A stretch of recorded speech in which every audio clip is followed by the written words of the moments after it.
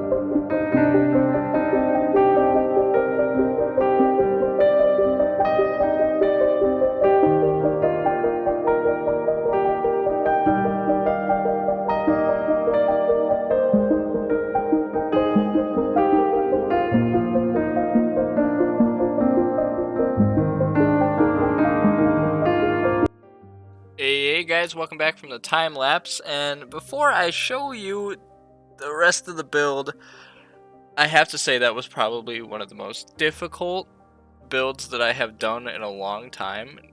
Not because it was like legitimately difficult, but because I don't ever build in this style, and I try to keep it as simple as I could. But before we turn around here, I just want to say, frick these dwarves. They made my life a living heck. I tell you that.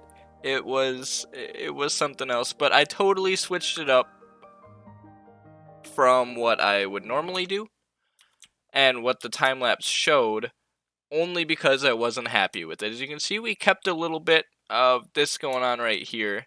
Uh, but I definitely changed it. I wanted to show and include the time lapse in the video as well, just because it kind of shows that even if I've done something, it might not be something I'm happy with, and I just want to switch it up. And so I spent some time building this instead. And this is, it's pretty simple. I try to keep it pretty simple, but it's still, we've got some working lights in most of the buildings. And it really shows that, like, it's a small build, and I think that the build itself tells a story. Like, you see this when you first come in, it's something that they're proud of. Like, this is something that they've been working at, and it's all that they have. And then it flows down here, all the way under, over to the forge. So you know that this forge is a special place, and also the token of the village, knowing that it's in a vantage point from pretty much everywhere, except here.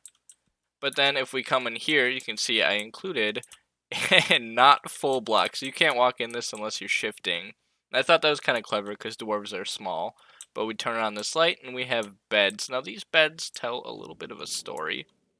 Just because you see that there's a lot of them, there's no privacy or anything like that. And it's because no one pays them for their work.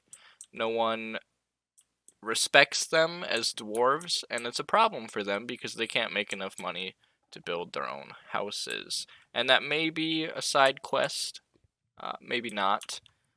But I tried to make it look more intricate in the groundwork here. We have some stones, some buttons, and a little bit of depth so that your eyes are focused like more on like the ground and that kind of thing, rather than being a little crazy, you know? And so then if we go in here, we've got some levers to control the flow of this. And I might make these actually working eventually. I just didn't really want to spend the time trying to figure out all the redstone right now. But I definitely do want like an on and off switch, at least for this. I don't think I'll be able to do anything with this unless I go real crazy with it and like put dispensers under it and whatnot. And maybe in the future we'll do that, but I'm not quite sure. But that is this village done. And with that, I don't have a lot to show you guys with this. Like, it all kind of just speaks for itself. So I want to move on to something else. Otherwise, this video is going to be 10 minutes long.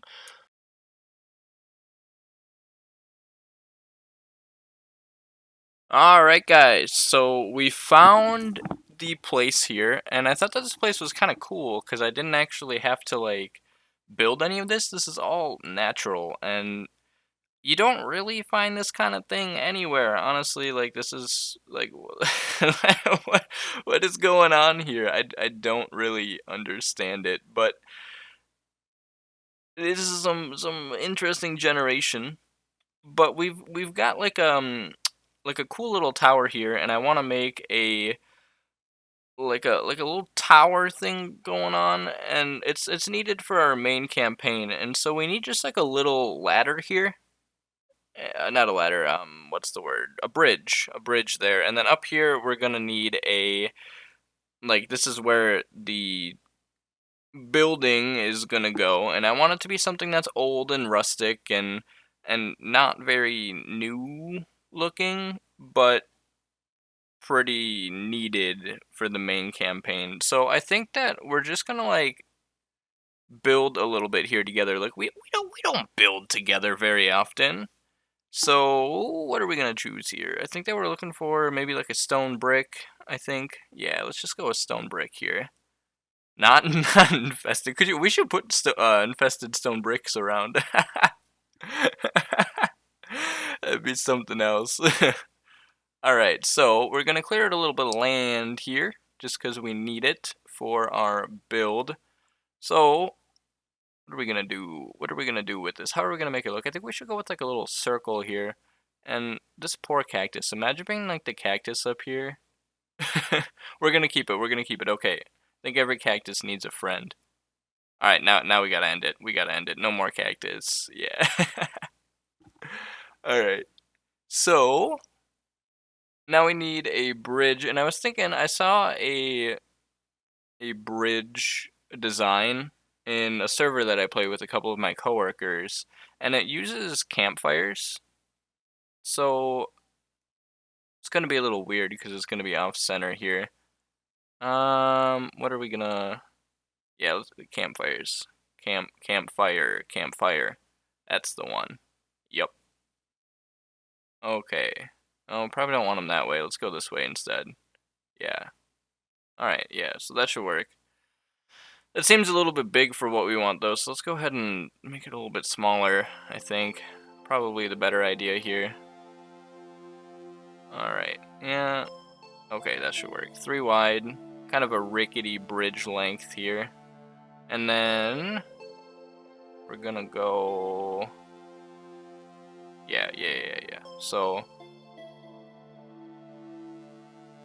if you guys don't know, these water bottles you can actually put out the campfires with, and I'm sure that most of you guys know this already. Like it's pretty common in builds nowadays.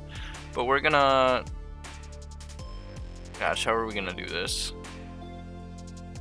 Yeah, I guess we just keep placing blocks and we'll figure it out as we go. And I think with that being said, we might just hop into a time lapse here, just to get things moving. So yeah, I hope you guys enjoyed the time lapse.